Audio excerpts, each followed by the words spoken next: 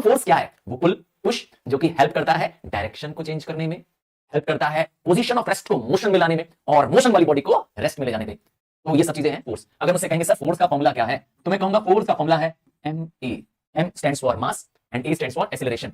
तो मास जब हम मेजर करते हैं वो ऐसा यूनिट है किलोग्राम, और एक्सीलरेशन मेजर करते हैं तो मेजर करते हैं मीटर पर सेकंड स्क्वायर। तो फोर्स किस में आता है? फोर्स कैसा यूनिट है? न्यूटन। ठीक है, सो जब आप फोर्स मेजर करेंगे तो किसमें मेजर करेंगे? न्यूटन। तो ये तो तब अप्लाई होगा जब बॉडी क्या होगी? इन मोशन होगी, बट हॉरिजॉन्टल होगा, तब आप लगाएंगे फोर्स का फॉर्मूला ma। क्या होगा अगर बॉडी हॉरिजॉन्टल मूव ना कर रही हो, वर्टिकल मूव कर रही हो, तो तब आप फोर्स का फॉर्मूला लगाएंगे force is equal to mg, that is mass into gravity. Change कर दिया ना हम लोगों ने, ये फॉर्मूला ग्रेविटी वाला कब लगाएंगे? जब बॉडी क्या होगी? वर्टिकल मूवमेंट करेगी। तो फोर्स तो आप जान गए, पर इस चैप्टर पे आपको समझना है मोमेंट ऑफ फोर्स। सर ये क्या होता है? अरे भाई जब एक बॉडी है और वो पाइवटेड एट अ पॉइंट है, हाँ कहीं एक पर उसको पाइवट कर दिया है और उस पे हम क्या कर रहे हैं? फोर्स अप्लाई कर रहे हैं।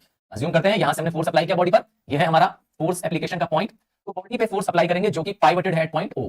तो ये line of action of force आपको दिखाई देगी कुछ इस तरीके से।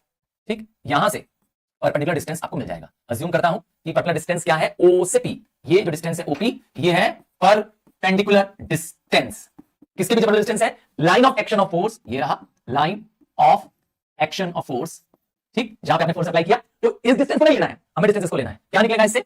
इससे निकलेगा आपका टॉर्क, जिसको हम कहते हैं मोमेंट ऑफ फोर्स। क्या फॉर्मूला है? Force into perpendicular distance. आप सिंबॉलिकली क्या कर सकते हैं? एस यूज कर सकते हैं। तो एफ इंटू एस, एफ अभी हमने डिस्कस किया न्यूटन में होगा, दैट इज फोर्स कैसा है? न्यूटन है, और एस आपका परपेंडिकुलर डिस्टेंस है वो मीटर में होगा। सो आपका टॉर्क किसमें आएगा? Newton metre. रिमेंबर, टॉर्क को या रोटेशनल फोर्स को या मोमेंट ऑफ फोर्स को जो हम लगा रहे हैं, इसको कभी भी आप जूल में नहीं लिख सकते हैं, या जूल में क्यों लिखते हैं? क्योंकि न्यूटन मीटर तो जूल होता है, पर वो वर्क या एनर्जी का यूनिट है, वो एक स्केलर क्वांटिटी है, जबकि टॉर्क एक वेक्टर क्वांटिटी है, एक ऐसी क्वांटिटी जिसमें डायरेक्शन और मैग्नीट्यूड दोनों दिया होता है।